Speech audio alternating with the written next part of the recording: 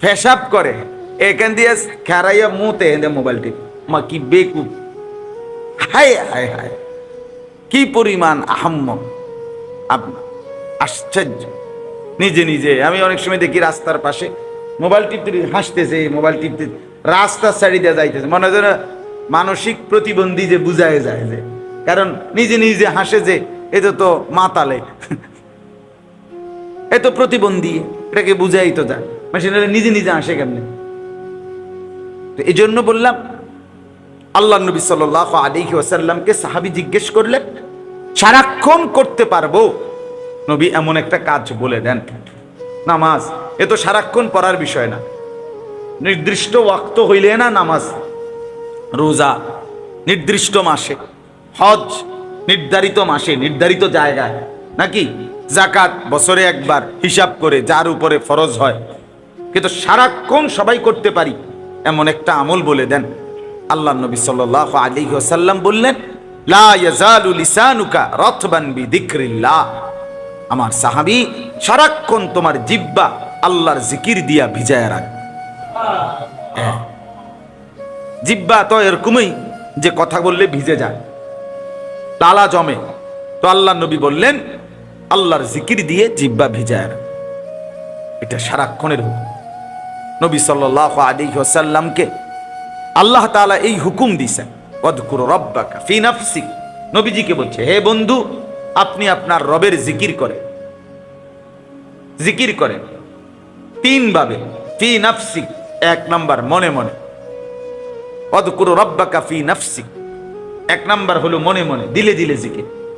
দুই নাম্বার তাদাররুআন ওয়া খীফাতান, নিঃশব্দে, মানে পড়তেছেন মুখে কিন্তু আওয়াজ নাই, বাইরে আওয়াজ নাই, বিনয়ের সাথে নিঃশব্দে, মানে জবানেই পড়ছে কিন্তু কি হচ্ছে না। আর তিন নাম্বার হলো অদুন আল জাহরি মিনাল কওল, স্বাভাবিক কথাবার্তা যেভাবে বলে তার চাইতে হালকা আওয়াজ, মানে শব্দ বের হবে, তবে এটা শিক্ষার না, মানে মনোজন জিকির করে না, কারে কইনাইতে আছে উড়াই লাইতে আছে, এটা না, বরঞ্চ স্বাভাবিক হালকা আওয়াজ। স্বাভাবিক আওয়াজের চাইতেও একটু কি করা, নিচু আওয়াজ। এই কয়টা হলো? তিন। দিলে দিলে, নিঃশব্দে, আর হালকা আওয়াজ। তা আল্লাহ তাআলা বলেন বিল গুদুব্বি ওয়াল আসাল, সকালেও করেন এভাবে জিকির, সন্ধ্যায়ও করেন এভাবে জিকির। এরপরে নবীকে বলছে, আবার দেখেন নবীকে বলছে আল্লাহ, ওয়ালা তাকুম মিনাল গাফিলিন, সাবধান, গাফেল হয়েন না কিন্তু। আবার নি বুইল্লা যান, আবার নি শুইয়া লাইছেন, আবার নি খামখেয়ালি করছেন। আচ্ছা কইছে কত কথাই তো কয়, কথা বুঝছেন না? না, আল্লাহ নবীকে আল্লাহ বলছে ওয়ালা তাকুম মিনাল গাফিলিন, সাবধান বন্ধু, জিকির থেকে কি হবেন না, গাফেল। গাফেল মোমেন আল্লাহ থেকে কি হয় না, গাফেল হয়, সে আর মোমেন থাকে। 3 ঘন্টা হইছে আল্লাহর নাম যার জবানে একবার বের হয় নাই, তো অপদার্থ। এ কিসের মুসলমান? কিসের মুসলমান?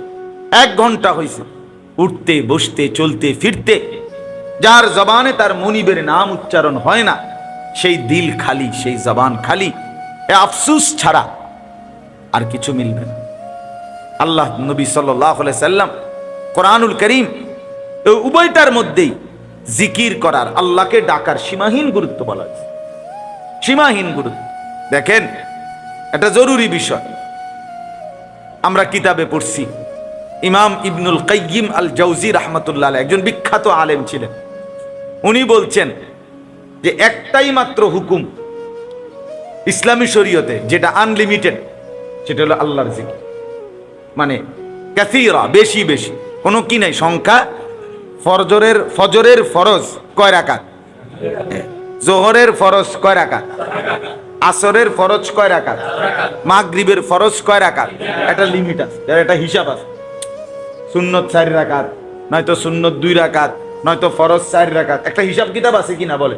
কিন্তু জিকিরের কোনো কি নাই, হিসাব। হিসাব কাসীরা, বেশি বেশি। 10,000 না না বেশি বেশি, 12,000 না না বেশি বেশি, 1,000 না না বেশি বেশি। সোজা কথা হলো বেশি বেশি, বেশি বেশি, এনে এটাই কথা, কোনো লিমিট করা যাবে না। এখন আল্লামা ইমাম ইবনুল কাইয়িম আল জাওজি রাহমাতুল্লাহ আলাইহি বলেন, নামাজও কেউ যদি ধারাবাহিক লম্বা সময় অনেকক্ষণ পরে ক্লান্তিতে আর পারবে না, হাত পাও চলবে না, হজের কাজ যারা করে তারা আপনার ভীষণ কষ্ট, হজের 5 দিন সুবহানাল্লাহ শরীর আর জাগাত থাকে না, রোজা এর মধ্যেও কষ্ট আছে। টানা যদি কেউ 3 দিন 3 রাত 72 ঘন্টা গিয়া রোজা রাখতে চায়, সে ফিট হয়ে যাবে। 1 দিন 1 রাত 24 ঘন্টা ফুল টাইম রোজা রাখতে গেলে বেটারে কি কোথাতে আর উড়ান যেত না। অর্থাৎ বাকি সব ইবাদতের অঙ্গ প্রত্যঙ্গ সবটা ব্যবহার হচ্ছে, এতে করে ক্লান্তি, দুর্বলতা, অক্ষমতা ইত্যাদি আসতে পারে। কিন্তু আল্লামা ইবনুল কাইয়িম রাহমাতুল্লাহ বলেন, একদিকে আল্লাহ বললেন যে জিকির করো বেশি বেশি, বুঝেন নাই করে, আরেকদিকে জিকিরের জন্য যেই অঙ্গটা রাখছে এটা এতটাই আল্লাহ তাআলার সৃষ্টি, এত সহজ, এতটাই আরামদায়ক, এতটাই সহজ যে এটা একসাথে যদি 1,00,000 বারও ব্যবহার করা হয় কোনো অসুবিধা হয় না। সেটা হলো কি জিহ্বা। জিহ্বা জিহ্বা দিয়ে কেউ যদি 1,00,000 বারও এক টানা সুবহানাল্লাহ পড়ে কোনো অসুবিধা নেই। হাঁটতেছেন পড়েন, বসতেছেন পড়েন, কাত হইছেন পড়েন, উঠতেছেন পড়েন, নামতেছেন পড়েন, আপনার কাম আপনি করতে থাকেন, কিন্তু জিহ্বা কি করেন আস্তে আস্তে গুনগুন করে মিনমিন করে হালকা আওয়াজে আপনি চালু রাখেন। জিহ্বা অঙ্গটা আল্লাহ এভাবে বানাইছেন, কিন্তু এইটার বিকল্প যদি ভিন্ন কোনো অঙ্গ দিয়া কি করতো ওই জিকিরের কাজে ব্যবহার হইতো, সম্ভব হইতো। আমি তো উদাহরণ দেই অনেক সময়, আপনারে যদি আমি বলি 1000 বার সুবহানাল্লাহ পড়বেন আর লগে 1000 বার হাত উঠাইবেন আর নামাইবেন, এটা হলো আইন, বুঝেন নাই? প্রত্যেকবার সুবহানাল্লাহ বললে একবার উঠাইবেন, আরেকবার সুবহানাল্লাহ বললে হাত নামাইবেন, এইভাবে সুবহানাল্লাহ সুবহানাল্লাহ সুবহান। মোহাম্মদ রে যদি এটা দেওয়া যেত এই দায়িত্বটা, তো বুঝতে হলে ঘুম কারে জুরানি, কথা বুঝছেন না? তাইলে এখন যদি 1000 বার কাউরে এই দায়িত্বটা দেয় যে আপনি মুখে বলবেন আর হাতিটারে কি করবেন, এবারটা কি দশাটা হইব?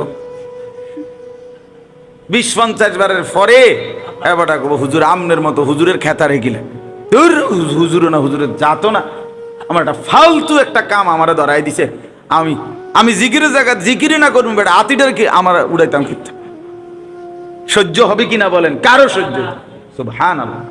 আল্লাহ তাআলা এই জন্য অন্য কোন অঙ্গের দায়িত্বে দেয় নাই, এই জিহ্বাকে দিছে। কিন্তু এই জিহ্বা একসাথে 1,00,000 বারও যদি পড়ে কোনো অসুবিধা।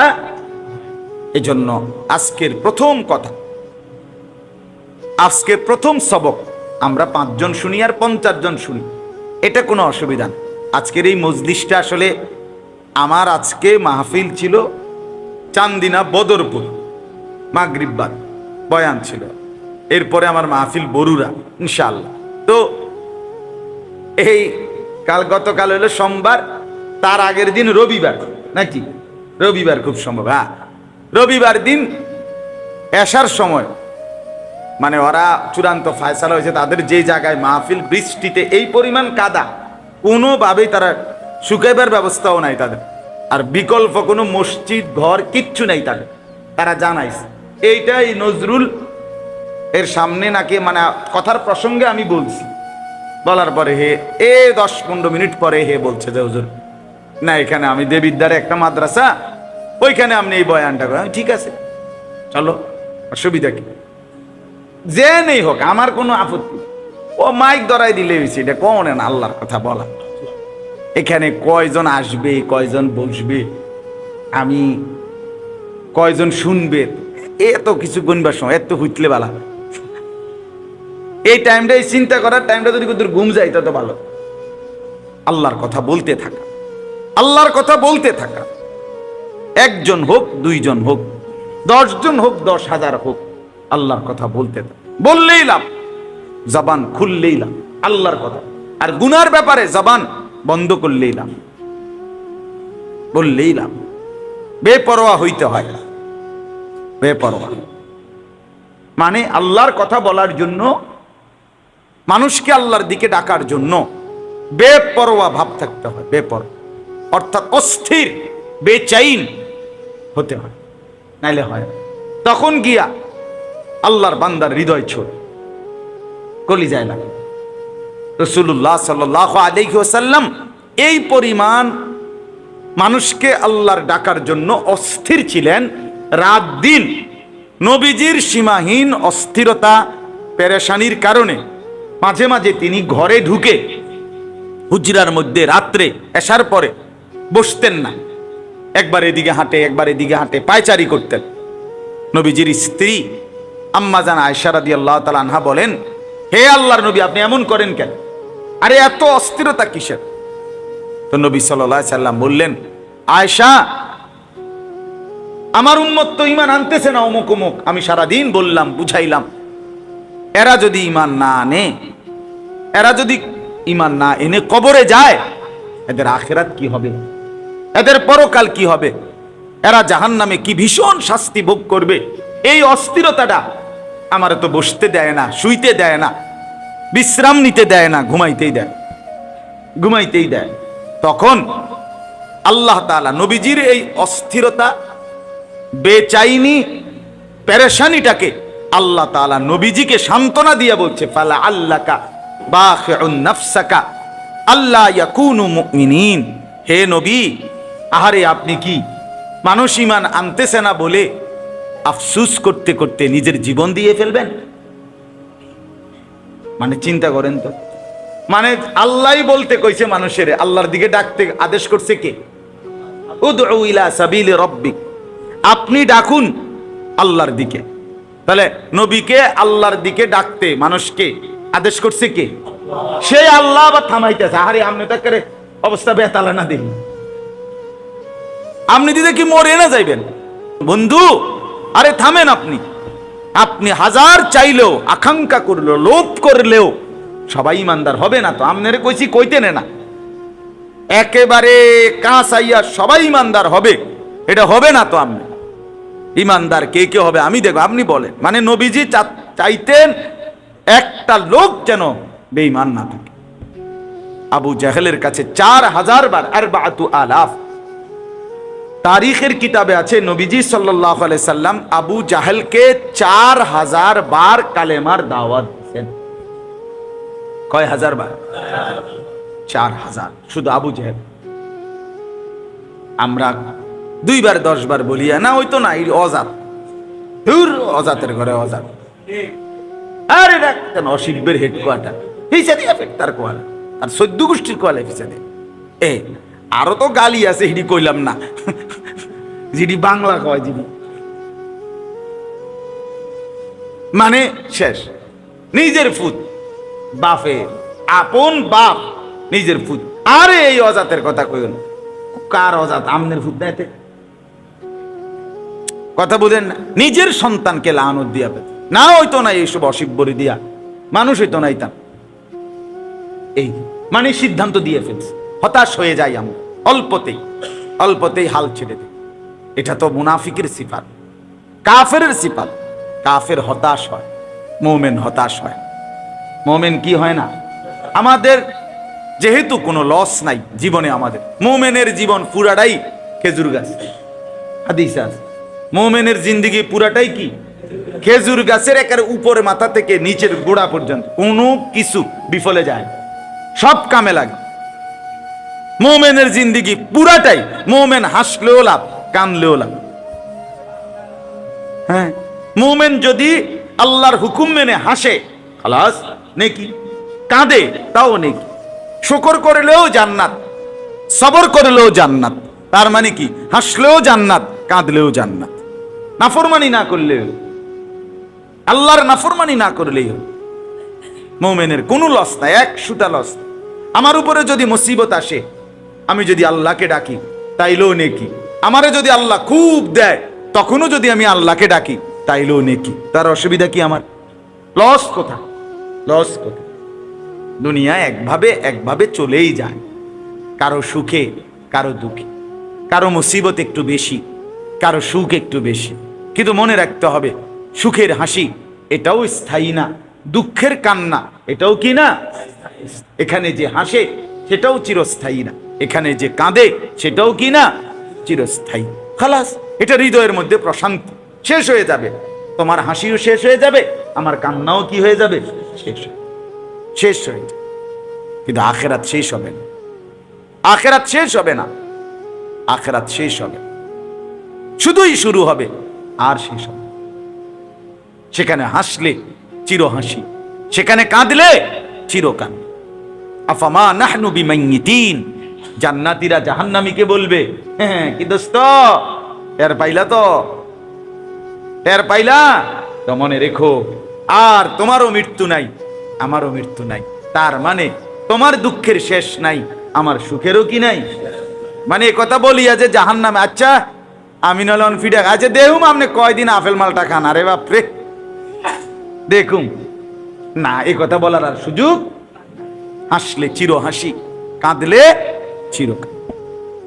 এজন্য দয়া করে আমরা প্রত্যেকেই, এই জবান আল্লাহর দান।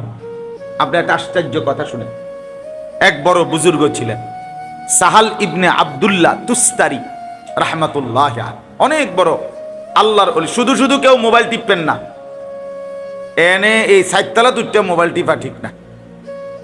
রোডের মধ্যে মোবাইল টিপলে ভালো, অনেক ভালো রাস্তা আছে, নিচে জায়গা, এমনি জায়গা দেন। যিনি মোবাইল টিপেন আপনি সরে গেলে আরেকজন ভালো মানুষ জায়গা দেন যায়। অনেকে জায়গা পাইতেছেন, বইয়ে বইয়ে মোবাইল টিপেন। জি, তো এজন্য বললাম এই বুজুর্গ, আমি টর্চ লাইটের মতো আমার চোখ, এটা আমার একবার চিরাচরিত বদ অভ্যাস। সদর বদর আমি সহ্য করতে পারি না, বিশ্বাস করেন না। আমি জোহান বুড়া, কারো ব্যাপারে আমার এটা কঠোর অবস্থা। আল্লাহর কথা শুনতে হবে, কষ্ট করেই শুনতে হবে, হজম করেই শুনতে হইব, বিষের মতো হইলেও শুনতে হইব, তিতা লাগুক। আপনার গাতে সবটি কথা ফুটছে, মনে করেন কিছে। সেদিন আমার এক মুসল্লি আমার কইছে, হুজুর আজ তো মনে সবটি আমারই ডাইরেক্ট কইছে। আমি ধরেন না, ধরেন না, আপনারই কইছি, অসুবিধা কি? তামনে সহ্য হয়নি আপনি। তাইলে আল্লাহর কথা কষ্ট করেই শুনতে হবে, আল্লাহ তৌফিক দান করে। তো কি বলতেছিলাম? হ্যাঁ হ্যাঁ, এক সুন্দর একটা কথা বলতেছিলাম, যে মজার বিষয়। সাহাল ইবনে আব্দুল্লাহ তুস্তারি রাহমাতুল্লাহি আলাইহি, উনি বলছেন একটা মজার কথা। মায়ের পেটে সন্তান যখন গর্ভে আসে, তো মার পেটে 9 মাসে সন্তান তৈরি হয়। আল্লাহ তাআলা ধাপে ধাপে কি করেন? সন্তান তৈরি। তো মায়ের পেটেও ওই সন্তান যে তৈরি হয়, তার রিজিক আল্লাহ ব্যবস্থা করে। সেখানেও তার একটা কি আছে? খাবার আছে। মায়ের নাপাক রক্ত আল্লাহ তাআলা খাবারের আকারে তার জন্য ব্যবস্থা করে। এই জন্য মহিলাদের সন্তান গর্ভ আসা মানে হলো তাদের মাসিক ঋতুস্রাব কি হয়ে যায়? বন্ধ হয়ে যায়। তাইলে কিন্তু ওই বুজুর্গ বলেন যে দেখো দুনিয়াবাসী, এই জবান আল্লাহ তাআলা, জিহ্বা, এটাকে আল্লাহ তাআলা এতটা পবিত্র বানাইছেন, এতটা কদর করছেন আল্লাহ এটার, যে এটা দিয়া আমার বান্দা জিকির করবে, আমার নাম নেবে, আমার কোরআন পড়বে, আমার নাম উচ্চারণ করবে। এই জন্য মায়ের পেটে যখন তার রিজিকের প্রয়োজনে খাবারের সিস্টেম বানাইছে নাপাক রক্ত, তো আল্লাহ তাআলা বলছেন এটা যদিও তার খাবার, কিন্তু তারে এটা আমি মুখ দিয়া, জিহ্বা দিয়া পৌঁছাবো না। এই জন্য নাভির পাশে আলাদা পাইপ দিয়া আল্লাহ তাআলা সেখানে পৌঁছায়। তখনও আল্লাহ তাআলা তার জিহ্বাটাকে নাপাক থেকে পবিত্র রাখে।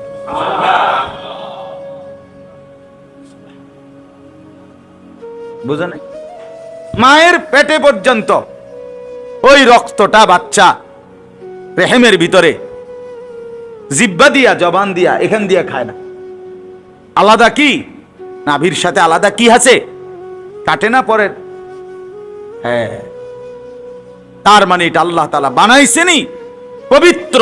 প্রথম দিন যেদিন থেকে দিছে, সেদিন থেকে আল্লাহ চাইছেন আমার বান্দা এই জবানে আমার নাম। এরপরে যখনই মার পেট থেকে বের হয়েছে, দেখেন বের হওয়ার সাথে সাথে এতদিন পর্যন্ত যেই খাবার পৌঁছাইছে নাভির মাধ্যম দিয়া, এখনকার খাবারের নাম হলো মায়ের বুকের দুধ। এটা তো পবিত্র, এটা কোনো কি না নাপাক। তো আল্লাহ তাআলা বলছে পবিত্র খাবারের টাইম হয়েছে, তো এখন জিহ্বা ব্যবহার করো। এখন কি ব্যবহার করো? হ্যাঁ, এখন ব্যবহার করো, কোনো অসুবিধা নাই। এই জন্য মায়ের পেট থেকে বের হয়েই মায়ের বুকের দুধ কিন্তু তখন মুখ জিহ্বা দিয়েই, জবান দিয়েই পান করে। এই জন্য আল্লাহ তাআলা আমাদের এই জিহ্বা, আমাদের এই জবান, আমাদের এই কথা বলার শক্তি আল্লাহ তাআলা আল্লাহর নাম নেওয়ার উদ্দেশ্যে প্রথম বানাইছে। ওটা হলো আসল। বাকি প্রয়োজনে যে আমরা ব্যবহার করি সেটা হলো দুনিয়ার জরুরত। কিন্তু দুর্ভাগ্য হলো আমরা আসল প্রয়োজন সবাই ভুলে গেছি। আল্লাহর নাম নিতে আমাদের সময় হয়, কত কথা আমরা বলি, কত কথা বলি, প্রয়োজনে অপ্রয়োজনে, হাসতে হাসতে, রসিকতা করতে করতে, দুষ্টামি করতে করতে, বেহুদা কত কথা বলি। আহা, কত কথা বলি, কত কথা বলি। আল্লাহ নবী সাল্লাল্লাহু আলাইহি ওয়াসাল্লাম বলেন, হাল ইয়াকুব্বুন নারা আলা মানাখিরিহিম ইল্লা হাসাইদু আলসিনাতিহিম। কঠিন কথা এটা।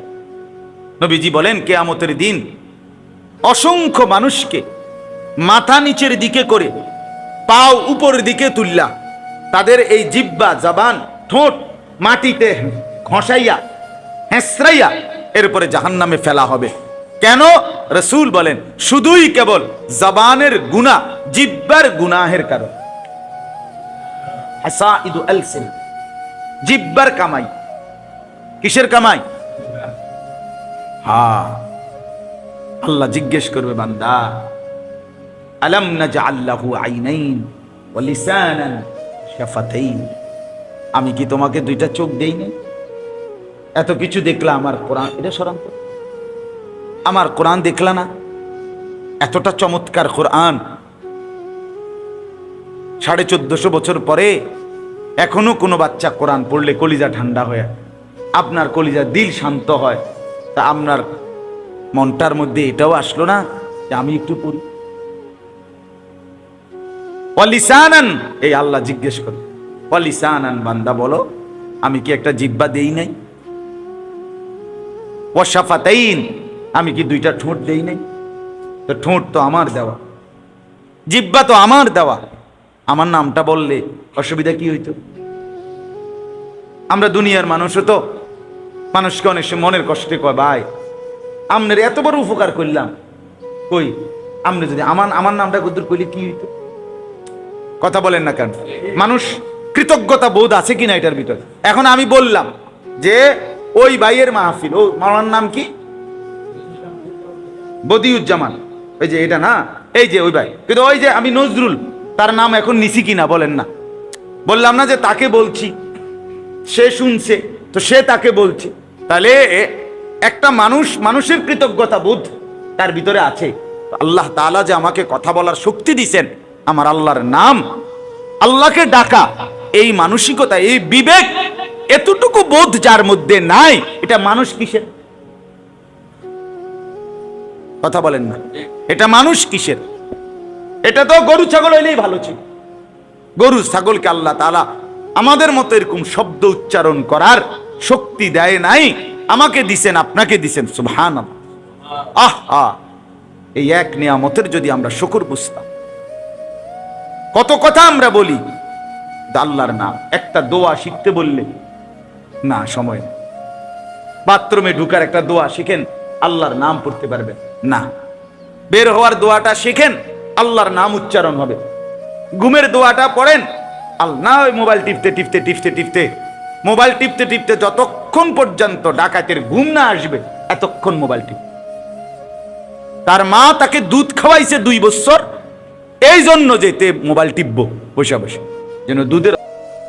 হজ এবং কুরবানি অত্যন্ত গুরুত্বপূর্ণ ইবাদত, অত্যন্ত গুরুত্বপূর্ণ ইবাদত।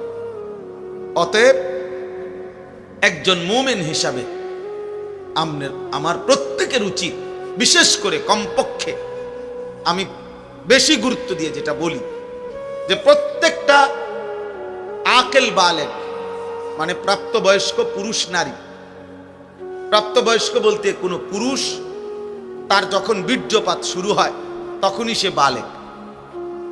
তাহলে 14 বছরের পরে 15 বছরের ভিতরে কোনো ছেলে বালেগ হয়, আর কোনো মেয়ে মাসিক ঋতুস্রাব তখন তার শুরু হয়, তখন থেকেই সে বালেগ। আর হলো আকেল, অর্থাৎ পাগল না, মাতাল না, প্রতিবন্ধী না, এমন কোন সুস্থ স্বাভাবিক মানুষ, প্রাপ্তবয়স্ক।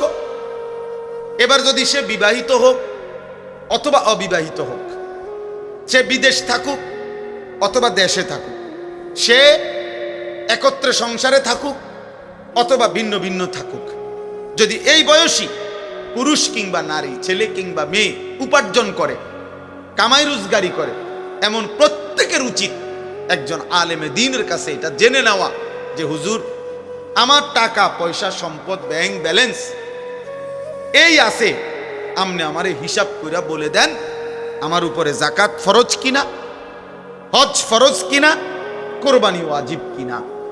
তাইলে সহজ। প্রত্যেকে যদি নিজ নিজ দায়িত্বে আন্তরিকভাবে, পুরুষ নারী, এই বিষয়টা গুরুত্ব দেয়, সহজ। প্রত্যেকের জন্য আখিরাত সহজ হয়ে গেল। আমি যদি ইচ্ছা করে, আমি সব সময় বলি, চোখ বন্ধ করলেই ঝড় থামে না, অর্থাৎ ঝড় তুফান আসতেছে। কেউ যদি বলে চোখ বন্ধ কইরা, কই না, যেহেতু আমি দেখি না তাহলে তুফান হয় না। বুঝি আপনি দেখেন না দিকে তুফান হয় না। আপনি চোখ ইচ্ছা করে বন্ধ করে রাখছেন দেখে না তুফান দেখেন, তুফান তো হইতেছে। তাহলে আপনি যদি বলেন আমি বুঝি না, তাই এতেই শরীয়তের মাসআলা আপনার থেকে রহিত হয়ে যাবে নাকি? কথা বলেন না কেন? শরীয়তের হুকুম, কবরের বিচার, আখিরাতের বিচার কি মওকুফ হয়ে যাবে নাকি? পুলিশের বহু আইন, ট্রাফিকের বহু আইন, ট্রাফিকের আমি জানি না, কিন্তু আমগরে যে ঢাকা চিটাগাং চলতে গাড়ি পুলিশ ধরে, বলে বুঝেন না আমার কথাটা, যে এটার এই সমস্যা, এটার এই সমস্যা। তাহলে আমি যদি বলি যে ভাই আমি তো আপনার ওই সমস্ত আইন জানি না, তে হে আমার আপনি যেহেতু জানেন না তা আমরা জানগা। কথা বলেন না কেন? তাহলে আপনি জানেন না কেন, এটা আপনার সমস্যা। এই জন্য আমাদের সমাজে এটা নিয়ে খুব গাফলতি। কিছু দান সদকা, একটা ফ্যান দিলেন, 2 কাতার টাইলস দিলেন, কোনখানে 5,000 টাকা দিলেন, এটা একটা দান, এটা সাদাকা। কিন্তু হজ, যাকাত, কুরবানি এটা ফরজ ওয়াজিব, এটা ভিন্ন বিষয়। আপনার ওই 5,000 টাকা দিয়া 10,000 টাকা দিয়া চাইেন এটা আদায় হয়ে গেছে, এটা মনে করবেন না, এটা পৃথক আমল, গুরুত্বপূর্ণ, ফরজ ওয়াজিব। এক্ষেত্রে গাফলতি করা কোনোভাবেই উচিত। আমাদের সমাজে এই হজ এবং কোরবানির ক্ষেত্রে সীমাহীন গাফলতি। কিছু মানুষ বাংলাদেশ থেকে হজে গেছে, মনে করেন যাচ্ছে, আমরাও যাবো ইনশাআল্লাহ, আল্লাহ চাহে তো 28 তারিখ আমার ফ্লাইট।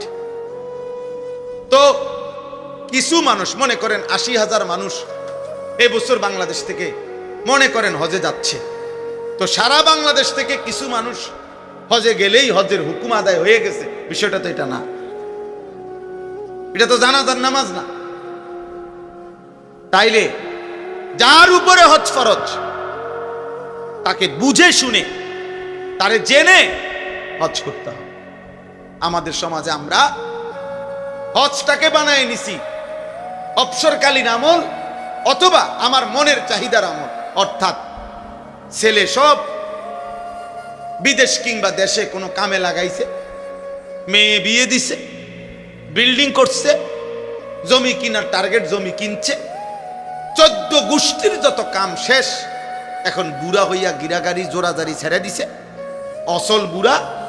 এইবার সে মনে মনে আশা করে রাখছে যদি ফুতে বিদেশতে টিয়া ফাটাইয়া দয়া কইরা যদি হজ করায় তাইলে হেবড়া হজ করব, আর নাই তো ওনার উপরে হজ।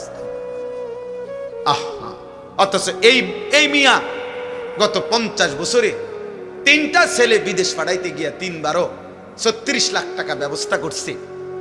বাড়ি জমি কিনতে, বিল্ডিং করতে সব মিলাইয়া 30 লাখ 40 লক্ষ টাকা খরচ করছে। রাস্তার লগে জমি কিনছে, সব ব্যবস্থা করছে। আর নাফরমান যখন আল্লাহর ঘরের হজ্জের কথা বলা হয়েছে, এবার কুমায় না, হুজুর ইডি আমরা দিয়ে হইতো না। আচ্ছা যাক, যদি আল্লাহ ফুতের আল্লাহ লোয়ায়, ফুতে যদি দয়া করে পাঠায়, হ্যাঁ তাইলে গেলাম, না এলে আর কি করার আছে। এতেই শেষ হয়ে যাবে আখিরাত? আচ্ছা, আমি একটা উদাহরণ দিই। এই রাতে এত লম্বা মাসআলা বলা সম্ভব না।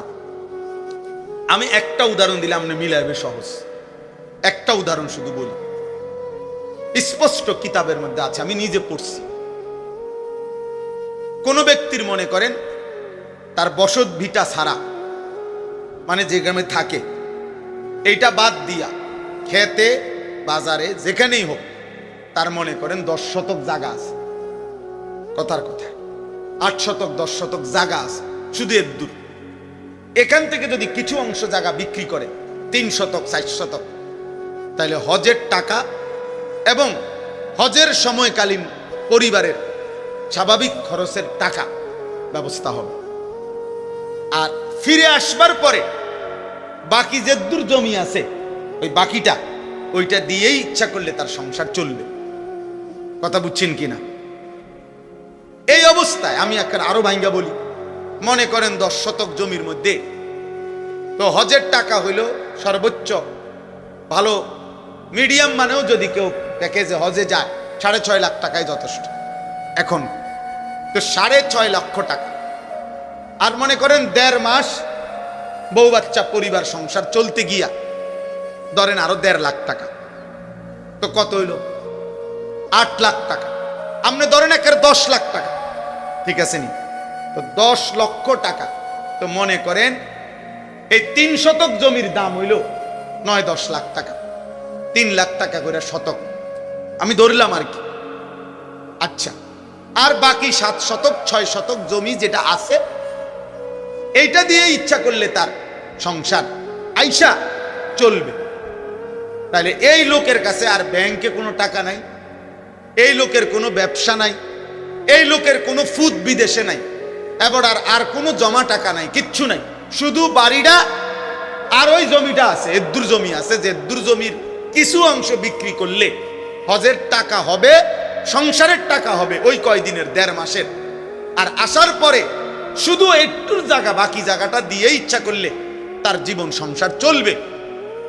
বিশ্বাস করেন যদি আর কিছুও না থাকে, বাজার ব্যবসা দোকান বিদেশ টাকা আর কোথাও কোনো টাকা নাই, তাহলে এটুকু জায়গা থাকার কারণেই নিঃসন্দেহে এই ব্যক্তির উপরে হজ ফরজ।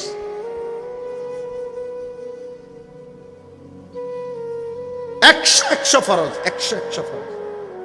এখন এই বুড়া নাফরমান যদি ইচ্ছা করে চোখ মুচ্ছা, আপনি বুঝেন না, আপনি চোখ বন্ধ করে লাইছেন, হ্যাঁ আপনি বুঝেন নাই, আপনি ফুতের বিদেশের টেয়ার লাগিয়া বইয়া রইছেন, অথবা ইচ্ছা করে দুনিয়ার সমস্ত কিছু করতে গিয়ে টাকার ব্যবস্থা হয়েছে, আপনি হজ করলেন না, তাইলে মনে রাখবেন যদি এই অবস্থায় এমন কোন বয়স্ক লোক মৃত্যুবরণ করে, তো আল্লাহ রাসূল বলছে তুই কি ইহুদি মরলি না খ্রিস্টান মরলি, আমি নবী জানি না, যা। এবার আমনের সুপারিশ আমনের কোন বাফে করব, আমনে এই আব্বারে ঠিক করে রাখি।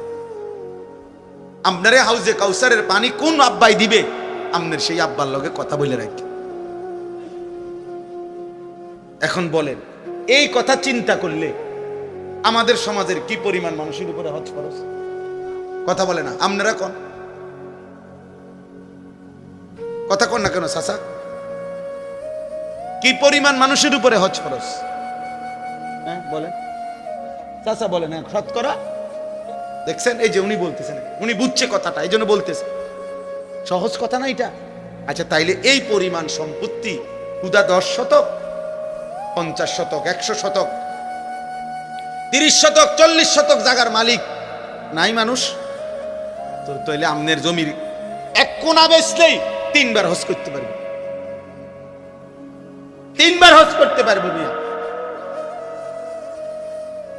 এই জন্য দয়া করে কোরআনুল কারীমের মধ্যে আল্লাহ বলছে, সূরা হজ সূরাটার নাম, এই সূরার 2টা আয়াত 27-28, এই 2টি আয়াত আমি আপনাদের সামনে তেলাওয়াত করেছি অল্প একটু সময়ের মধ্যে ইনশাআল্লাহ।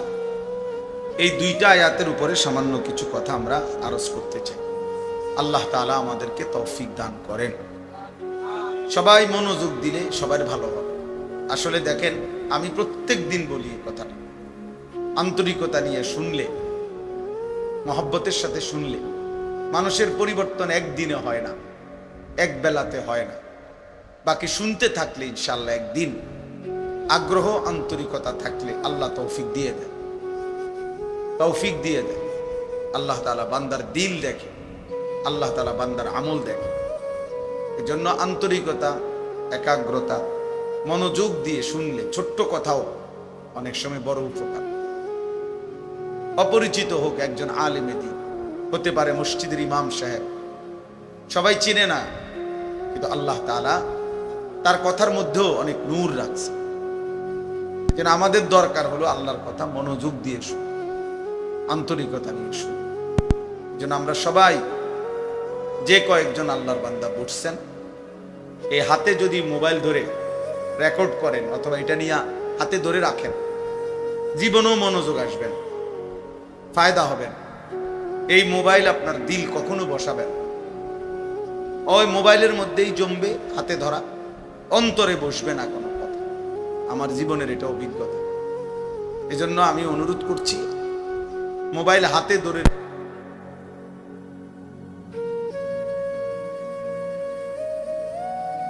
ভালো। আল্লাহ আমাদেরকে তৌফিক দান করেন। এই আয়াত দুইটা, এই দুইটি আয়াতের মধ্যে আল্লাহ তাআলা একই সাথে হজ এবং কুরবানি উভয় বিষয়ে আলোচনা করছে। এই দুই আয়াতের মধ্যে দুইটা প্রসঙ্গই অল্প কথায় মহান আল্লাহ পাক রব্বুল আলামিন আলোচনা করেছেন। ইসলামের গুরুত্বপূর্ণ মৌলিক ইবাদত হজ, কুরবানি। একজন মুমিন, একজন ঈমানদার এই কথাটা মনে রাখতে হবে যে ফরজ, ওয়াজিব, সুন্নতে মুআক্কাদা এই তিন আমলের ক্ষেত্রে কোনোভাবেই অলসতা করতে নাই, গাফলতি করতে নাই। এটা বাধ্যতামূলক। মুমিন মানে এই তিন আমল, যা কিছু আমার উপরে ফরজ, ওয়াজিব এবং সুন্নাতে মুআক্কাদা, এগুলো কোনোভাবেই একজন মুমিন ছাড়তে পারে না। যেটা হারাম এবং যেটা মাকরুহে তাহরিমি, সেটাও কোনো মুমিন কোনো অবস্থাতেই করতে পারে না। তাহলে মুমিন মানেই তার দ্বারা ফরজ, ওয়াজিব, সুন্নতে মুআক্কাদা ছুটবে না। মুমিন মানেই তার দ্বারা হারাম এবং মাকরুহে তাহরিমি বর্জন হবে, করবে না। এরই বলে মুমিন, এরই বলে মুত্তাকি, একেই বলে জান্নাতি। অতিরিক্ত নফল, মুস্তাহাব, মাসনুন এগুলো দারাজাত, মর্যাদা আরো বুলন্দ করে, কিন্তু মৌলিক এতটুকুতে কোনো ছাড় নাই। ইসলামের গুরুত্বপূর্ণ এই তিনটা ইবাদত, একটা হলো যাকাত, একটা হলো হজ, একটা হলো কুরবানি। যাকাত এবং হজ ফরজ ইবাদত, হজ এবং যাকাত, আর কুরবানি ওয়াজিব ইবাদত। তাহলে বোঝা গেল কি? বোঝা গেল হজ, যাকাত, কুরবানি এই তিন ইবাদতের ক্ষেত্রে একজন মুমিনের কোনোভাবেই গাফলতি করা, খামখেয়ালি করা উচিত না। একটা জিনিস বোঝা দরকার, ইসলামী শরীয়তের মধ্যে যেই আমলের যেই হুকুম, ওই আমলের মাসআলা জানারও সেই হুকুম। অর্থাৎ নামাজ যেমন ফরজ ইবাদত, তো নামাজের পূর্ণ মাসআলা বুঝে নেওয়া, জেনে নেওয়া এটাও ফরজ। যাকাত যেমন ফরজ, তো এটার মাসআলা বুঝা এটাও ফরজ। হজ যেমন ফরজ, এটার মাসআলা বুঝা এটাও ফরজ। কুরবানি যেমন ওয়াজিব, তো এটার মাসআলা বুঝা এটা ওয়াজিব। মানে কোন অবস্থায় হলে, কি কারণে কারো উপরে হজ ফরজ হয়, কুরবানি ওয়াজিব হয়, যাকাত ফরজ হয়, এটা আমাদের জন্য প্রত্যেকের আলাদা আলাদাভাবে জানা ফরজে আইন, ফরজে আইন। অনেক সময় আমরা খামখেয়ালি করি। আমি স্কুলে পড়ছি, কলেজে পড়ছি, আমি সাধারণ মানুষ, আমি গ্রামের মানুষ, আমরা ছোটবেলায় পড়ালেখা করছি না, আমরা মূর্খ সুরুক্ষ মানুষ, গ্রামের মানুষ, হুজুর কোন রকম আমরা পেটে ভাতে চলি। এই সমস্ত ৯-৬ কথা, বাটফারি কথা, এগুলো বলে আপনি শরীয়ত বুঝলেন না, আল্লাহর বিধান শিখলেন না, বুঝলেন না। এই সমস্ত অজুহাত খোদার কসম আখিরাতে হাসরের ময়দানে আল্লাহ পাকের সামনে দাঁড় করানো যাবে না, দাঁড় করানো যাবে না। এসব ফাইজলামি কথা আখিরাতের ময়দানে চলবে না, চলবে না। সুম্মা লাতুসআলুন্না ইয়াওমাইদিন আনিন নাঈম। আল্লাহ বলেন, আমি প্রতিটি নিয়ামত সম্পর্কে অবশ্যই তোমাদেরকে জিজ্ঞেস করব। এক এক টাকা, এক এক সম্পদ, এক এক টাকার উপার্জন আল্লাহর নিয়ামত, আপনাকে এর জবাবদিহি করতে। এই পরিমাণ টাকা, এই পরিমাণ সম্পদ থাকার কারণে আপনার উপরে হজ ফরজ হয়েছিল, আপনি কেন করলেন? কোরবানি ওয়াজিব হয়েছিল, কেন আদায় করলেন? যাকাত ফরজ হয়েছিল, কেন করলেন? আমি বুঝি নাই, আমি খেয়াল করি নাই, ইত্যাদি বললে বিশ্বাস করেন আখিরাতের শাস্তি থেকে মুক্তি মিলবে না। এজন্য এই 3 আমলের ক্ষেত্রে খামখেয়ালি করতেন। আমি একটা উদাহরণ দিই, তাহলে বুঝবেন। ফজরের নামাজের 2 রাকাত সুন্নত নামাজ, সুন্নতে মুআক্কাদা, মানে ফরজের আগে যে 2 রাকাত নামাজ। তা আমাদের নবী সাল্লাল্লাহু আলাইহি ওয়াসাল্লাম বলেন যে, হে আমার উম্মত, যদি তোমাদের কাউকে ঘোড়ায় পিষা ফেলে, অর্থাৎ তুমি যদি ঘোড়ার পায়ের নিচে পড়ে আহত হও, আঘাতপ্রাপ্ত হও, ঘোড়ায় তোমারে পায়ে পাড়াইছে, এত ব্যথা, এত বড় আহত হলেও যদি হও, নবীজি বলেন তবুও তুমি ফজরের 2 রাকাত সুন্নাত ছেড়ো না। তাইলে ফজরের 2 রাকাত সুন্নাত, সুন্নতে মুআক্কাদা হওয়ার কারণে নবীজি সাল্লাল্লাহু আলাইহি ওয়াসাল্লাম কি পরিমাণ গুরুত্ব দিয়েছেন। আচ্ছা, কোরবানি একটা ওয়াজিব ইবাদত।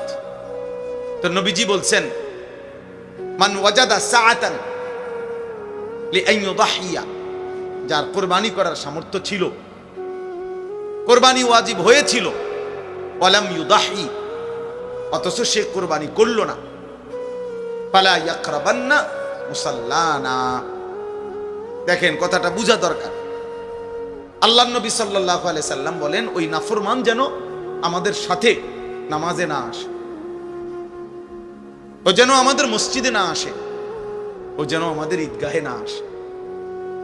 তাহলে কত বড় ধমক দিছে যে বেটা নাফরমান, সামর্থ্য থাকা সত্ত্বেও তুমি কোরবানির ওয়াজিব আদায় করলা না কেন? এখন আপনি যদি বলেন যে আমি বিষয়টা জানি না, আমি মাসালাই বুঝি নাই, তো এইবার তো পিঠা ছেড়ে দিব, ঠিক না? যেহেতু উনি জানে না, অতএব ফেরেশতা বলবে না ওনার ছেড়ে দাও, নাকি? তাইলে তাইলে বলে। আচ্ছা, এবার আপনি দেখেন হজ।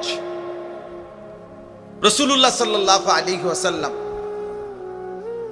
স্পষ্ট হাদিসের মধ্যে বলছেন, মান মালাকা জাদান ওয়া রাহিলাতান তুবাল্লিগুহু ইলা বাইতিল্লাহ। যে ব্যক্তির এই পরিমাণ পাথেয়, আসবাব এবং বাহন সামর্থ্য ছিল যে যার দ্বারা সে আল্লাহর ঘরে হজ করতে পারত, শরীয়ত মোতাবেক একটা নির্দিষ্ট পরিমাণ আছে, আপনার মন মতো সামর্থ্য না, আপনার মন চাইছে হজ, এটা না। শরীয়ত যে পরিমাণ সাব্যস্ত করছে ওই পরিমাণ যখন আপনার হবে, এবার আপনার মন না চাইলেও আপনার উপরে ফরজ, মন না চাইলেও ফরজ। কোন ব্যক্তি যদি ফজরের ওয়াক্ত হয়, সে ঘুমে থাকে, তারপরেও তো তার উপরে নামাজ ফরজ কিনা? তাইলে আপনার মন চাওয়া নিয়ে কথা না। তো আল্লাহর নবী সাল্লাল্লাহু আলাইহি ওয়াসাল্লাম বলেন, সামর্থ্য ছিল, ওই পরিমাণ পাথেয়, টাকা, সম্পদও ছিল, বাহনও ছিল, যার দ্বারা সে আল্লাহর ঘরে যাইতে পারত, কিন্তু ফামাতা ওয়ালাম ইয়াহুজ্জা, হজ না করে এই অবস্থায় সে মারা গেল। আহা, নবীজি বলেন, ফালা আলাইহি আন ইয়ামুতা ইয়াহুদিয়ান ওয়ালা নাসরানিয়ান। সে কি ইহুদি হয়ে মরল নাকি খ্রিস্টান হয়ে মরল আমার জানা নেই, আমি রাসূলের এই ব্যাপারে কোনো দায়ভার নেই। এবার একজন লোক হইল, ভেবে দেখেন, ইনসাফ করে চিন্তা করেন। নবীজি বলছেন, সামর্থ্য থাকার পরেও যে হজ করলো না, এই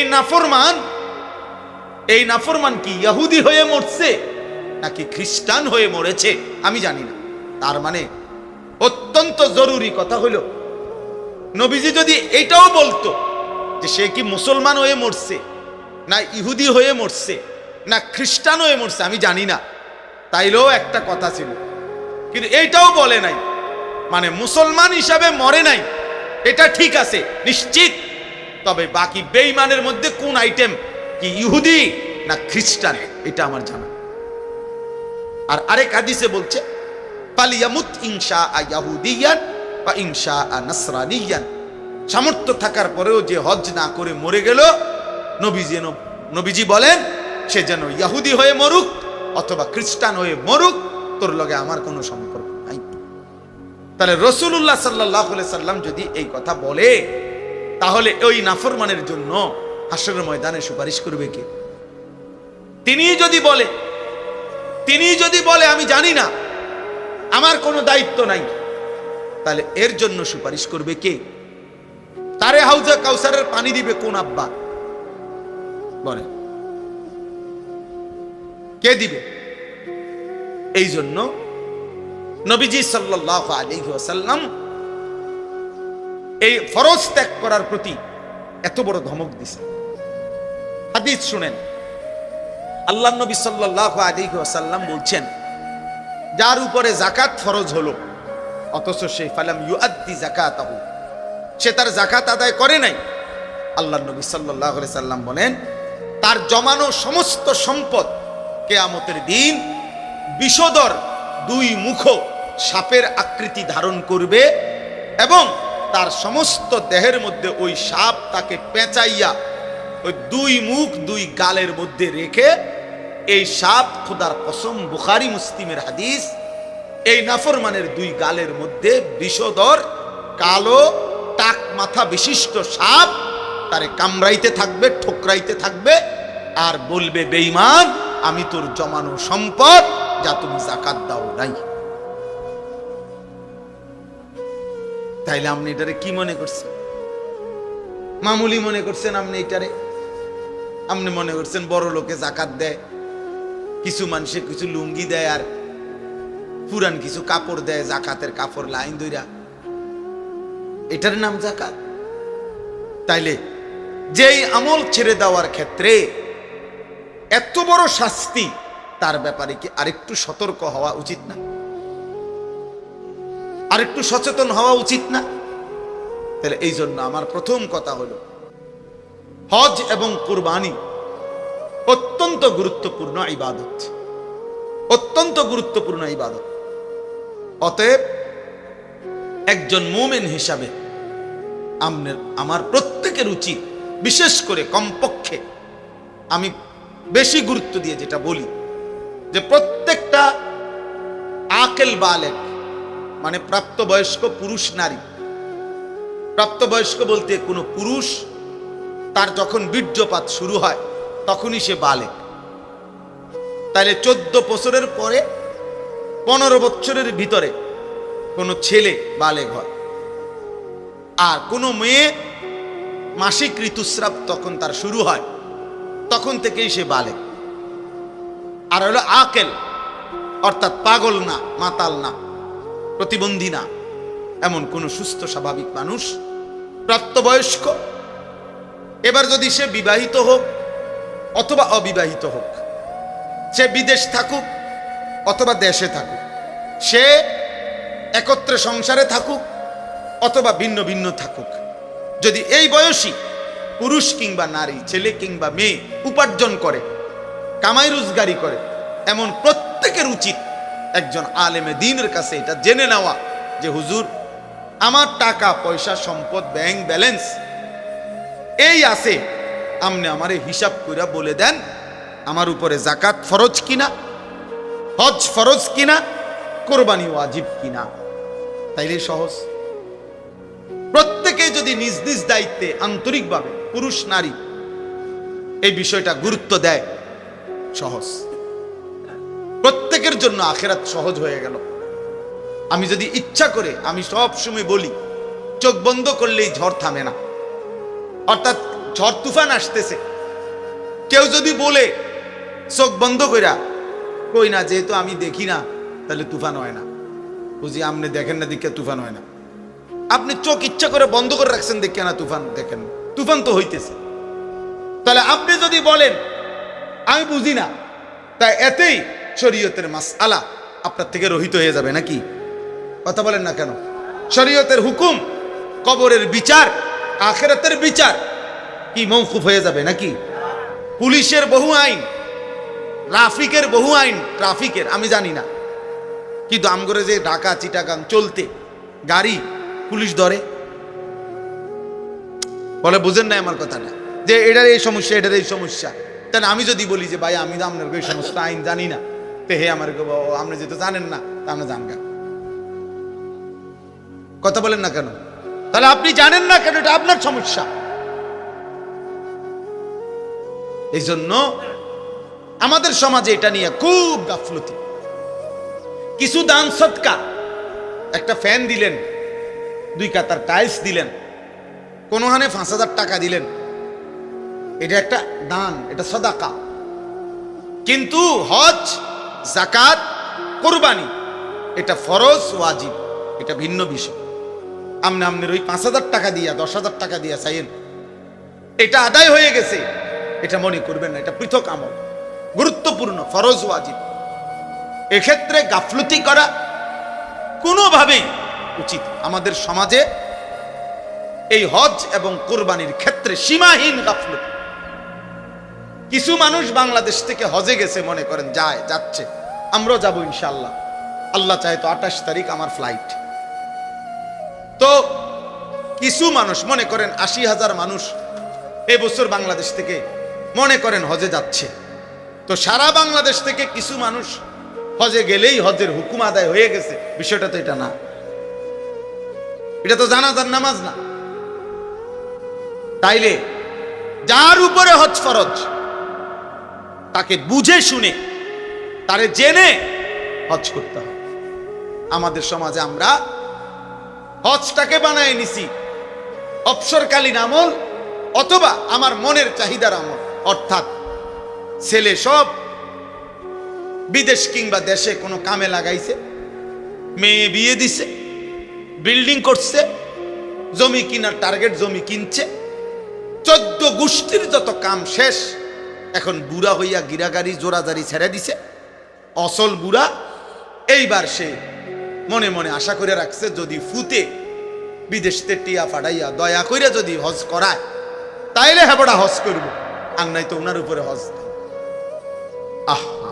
অথচ এই মিয়া গত 50 বছরে 3টা ছেলে বিদেশ পাঠাইতে গিয়া 3বারও 36 লাখ টাকা ব্যবস্থা করছে।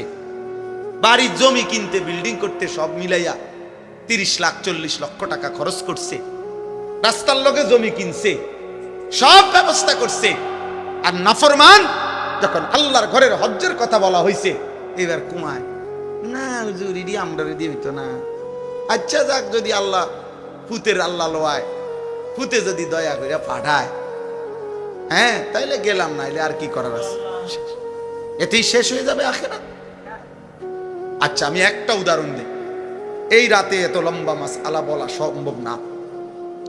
আমি একটা উদাহরণ দিলে আপনি মিলাইবে সহজ। একটা উদাহরণ শুধু বলি, স্পষ্ট কিতাবের মধ্যে আছে, আমি নিজে পড়ছি।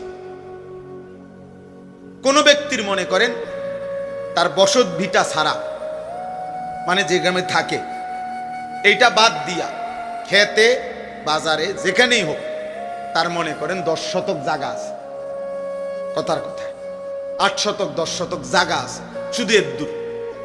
এখান থেকে যদি কিছু অংশ জায়গা বিক্রি করে 3 শতক 4 শতক, তাহলে হজের টাকা এবং হজের সময়কালীন পরিবারের স্বাভাবিক খরচের টাকা ব্যবস্থা হবে। আর ফিরে আসবার পরে বাকি যে দূর জমি আছে ওই বাকিটা, ওইটা দিয়েই ইচ্ছা করলে তার সংসার চলবে। কথা বুঝছেন কিনা?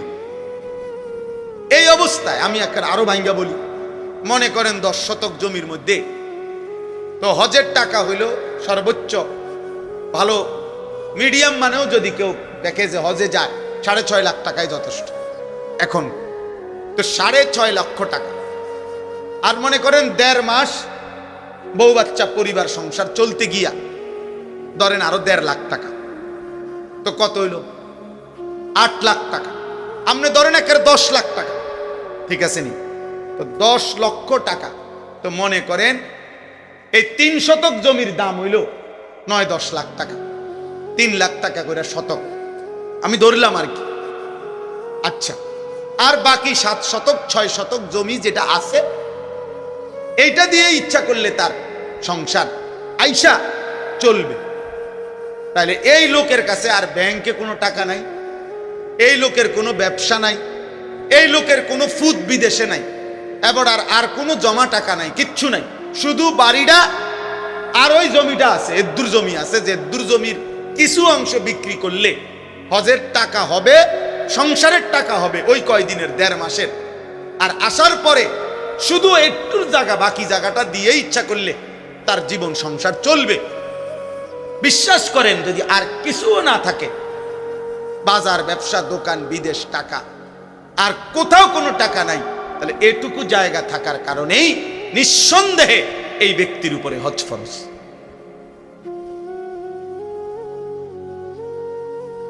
একশো ফরজ, 100 ফরজ।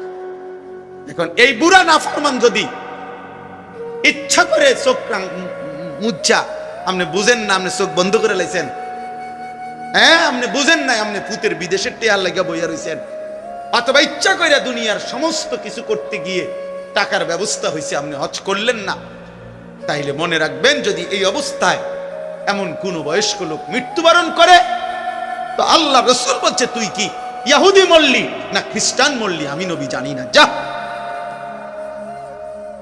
এবার আমনের সুপারিশ আমনের কোন বাফে করব, আমনে এই আব্বারে ঠিক করে রাখি।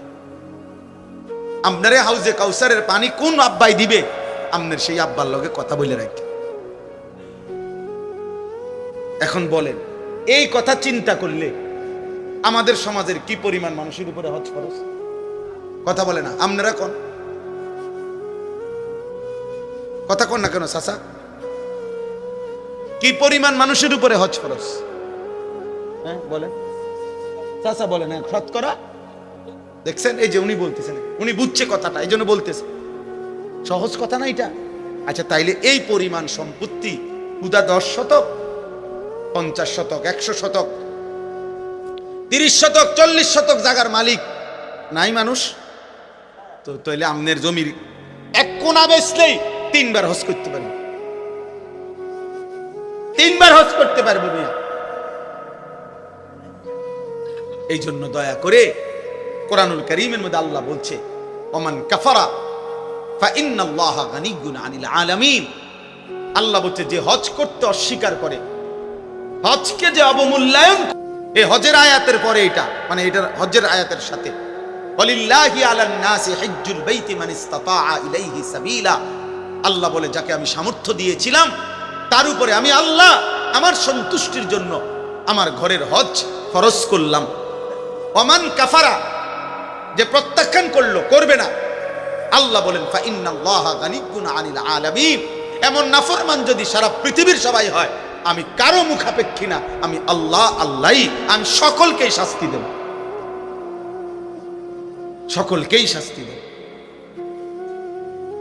তাইলে এই বাংলাদেশে একবার একজন নামধারী এক ব্যক্তি, মনে আছে কিনা, বিগত ফ্যাসিস্টের আমলে এক জালেম ক্ষমতার সামান্য কিছু পেয়ে অহংকার করে আল্লাহর ঘরের এই পবিত্র হজকে অবজ্ঞা করেছিল, বিদ্রুপ করেছিল বাংলাদেশে।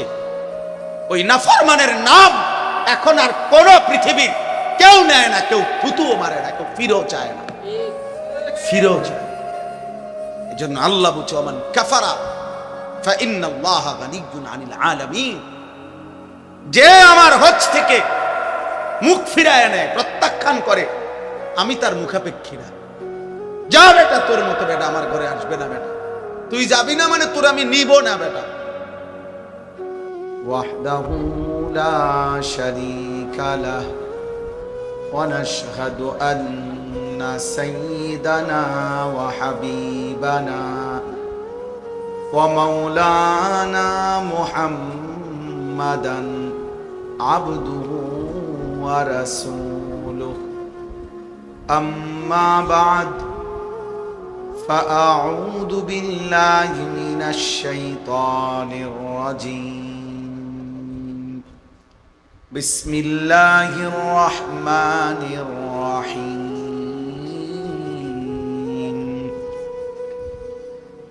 وأذن في الناس بالحج يأتوك رجالا وعلى كل ضامر يأتين من كل فج عميق ليشهدوا منافع لهم ويذكروا اسم الله في أيام معلومات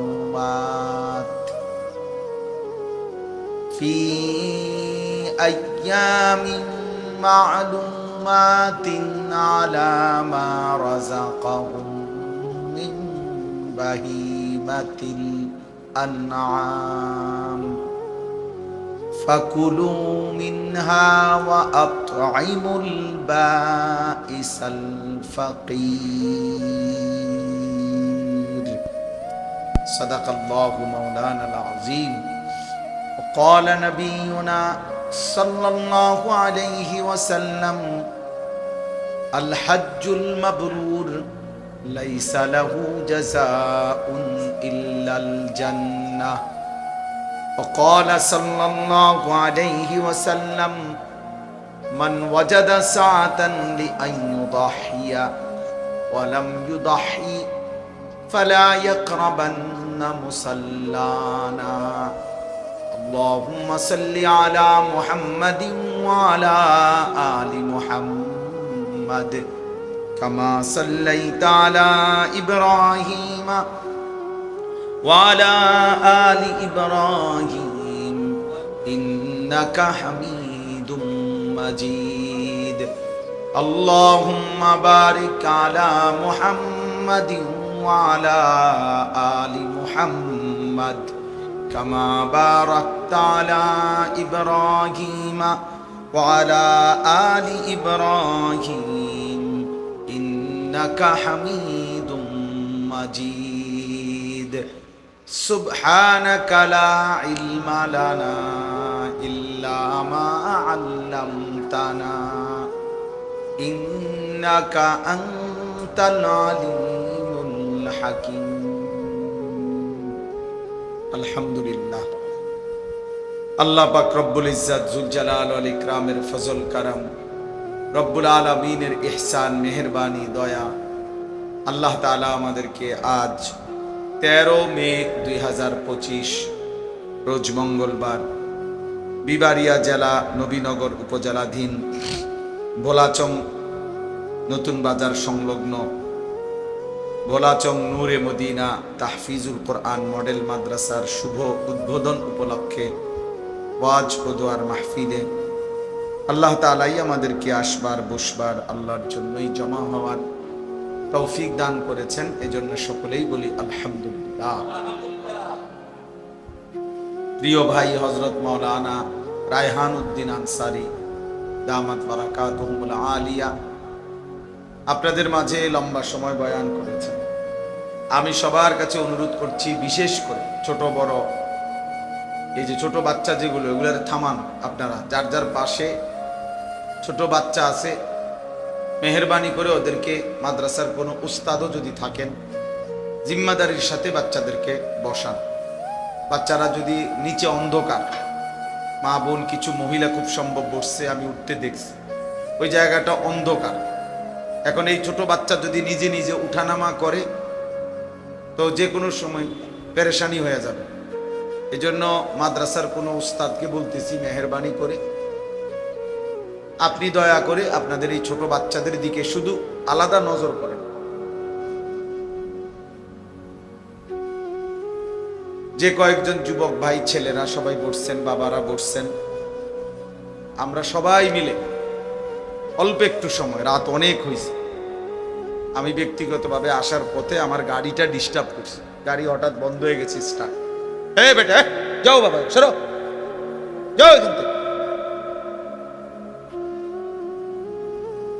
উস্তাদ কোথায়? বললাম না, মাদ্রাসার শিক্ষক কোথায় ভাই? মাদ্রাসার উস্তাদকে বলেন, আপনি জিম্মাদারি আদায় করেন, আপনি এখানে কাছে থাকেন। জি, তো এই কারণে আমার আসতে দেরি হয়েছে, সিএনজিতে আসছি। আলহামদুলিল্লাহ, আপনারা আল্লাহর কথা শুনছেন। কোরআনুল কারীমের 17 নম্বর পারা 22 নম্বর সূরা।